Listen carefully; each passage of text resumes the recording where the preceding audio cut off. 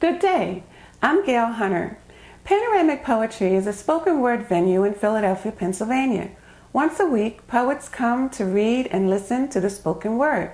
Here are some highlights from past Panoramic Poetry gatherings. Next poet is also a brother who's new here at Panoramic Poetry. Not new to poetry, not new to performing in Philly, just new here at Panoramic. But I'm happy to see the brother is here, coming to do his thing, add to the fabric of the thousands of poets that we call family here, that make up the list of poets over the 17 years, going on 17 years, that Panoramic Poetry has been in existence doing this thing. And the names are tight, without question. Jill Scott's been through here. Music Soul Child, Black Ice, Talon Macy, Lamar Hill. Put your hands together for the poet, Mr. Inspirational, ladies and gentlemen. Please come and welcome him to the line.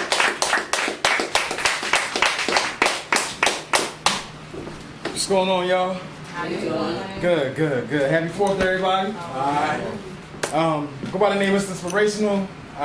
Based on my background, I've been doing poetry for a lot of years. I really had fallen off between 21 and to about March of this year when I met my good brother, best friend of mine, at Just Words. He inspired me to come back and spread my words out. I used to be very angry. My words came out, they were very harsh. I would cuss you out with no problem and make you cry, grown man. But now I turned that around, and through writing my thoughts out, writing my emotions out, I decided to take all my frustration and anger and turn that to words of positivity, which thus calls inspiring, which allows me to become Mr. Inspirational. And that all pretty much started by me being on Facebook, writing my thoughts out. I treat Facebook like my journal. I don't give you everything about my life, but I do take pieces of my life and inspire that for greatness and turn that to be something of positive nature rather than it constantly being negative. My first piece, since this is 4th of July, I thought about it and I was like, let's take it back to where it all began, Philadelphia. And Declaration of Independence was signed here.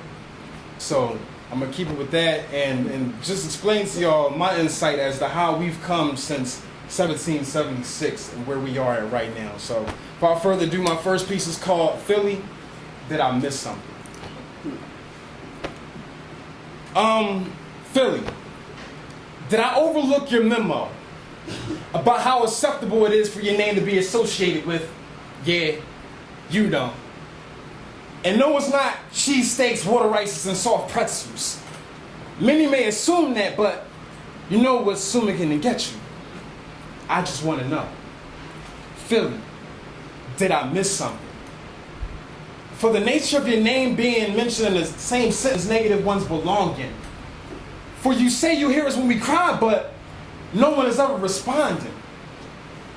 You say that we're supposed to set the examples to our peers, yo. But as I walk these Philly streets, it's like all those words have been falling on deaf ears, though.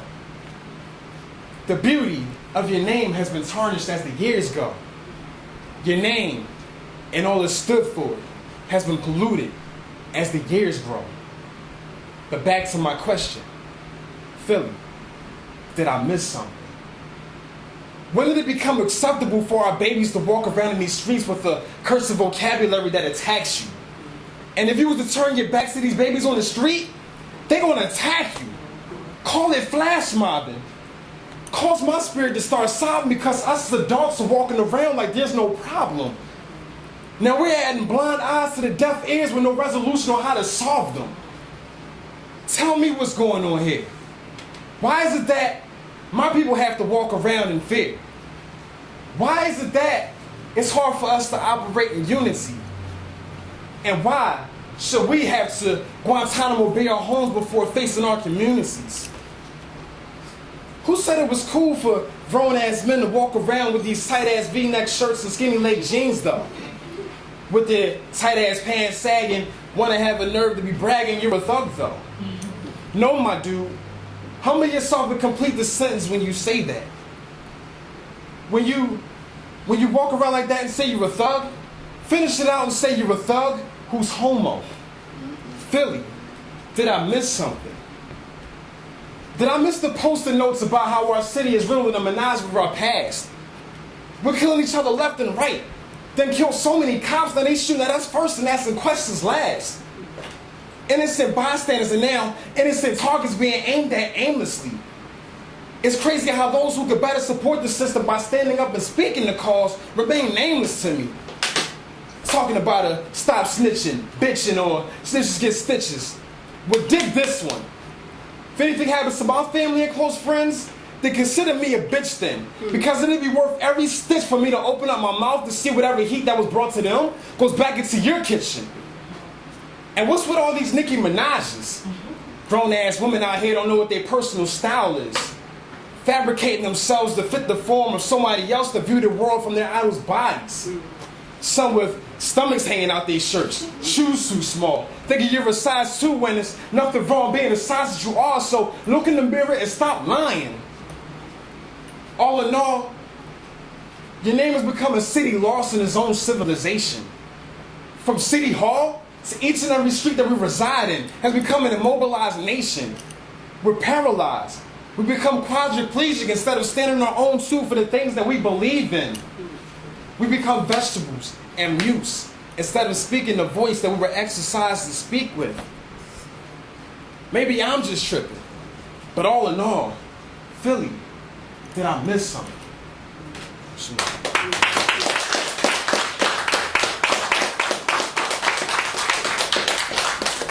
My second piece, like real fast. I dedicate this one to my father, and I really dedicate this one to every male that's around who was in a situation like I was, didn't have a father growing up, or a biological father growing up, and instead of making that an excuse as to why you are who you are, you made that a reason why you are where you should be, and why you're propelling to be the great person that you know to be inside, despite not having that male figure being there. And this is also dedicated to the ones, to my lady counterparts who had to play the role of a mother and the father, who had to learn how to be a man and also remain their ladies, also learn how to also maintain themselves as a lady, and know how to, and have to understand how to raise a male when they're not even a male. But without further ado, this one is called Fatherless Son.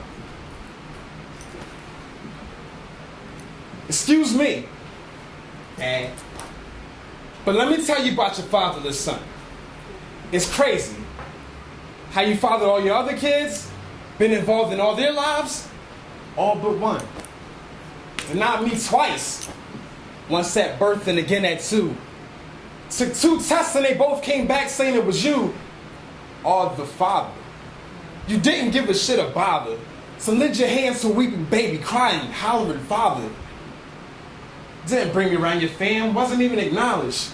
Till I serviced at my sister's wedding, known as the one forgotten. Realize, old boy, you're nothing to me, a stick man.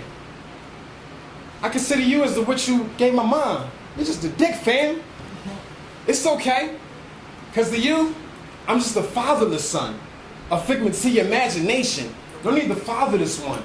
Know nothing about me, but my life's a marvelous one. And when I have kids, there won't be a fatherless one.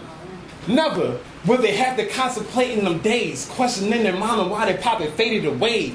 Nothing to that extent of why the seeds that he laid became fruitful, and wonder why he never had stayed.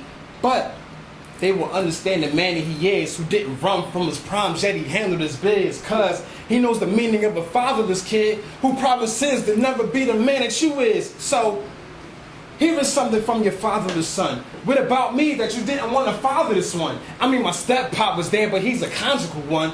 Don't know me, but yet you had the knowledge to run. No, cause for concern because I'm better than you. I'm tall, chocolate, and handsome. I look better than you. You's a lame dude, and I'm a go-getter with moves. Like sun rays in me, you're invisible too. So, here is something from your fatherless son. Don't claim me as your child, I'm God's prodigal one. When you reach the judgment seat, have a liable one. Excuse to give God when he asks, why didn't you father this one? Shalom, y'all. Thank you.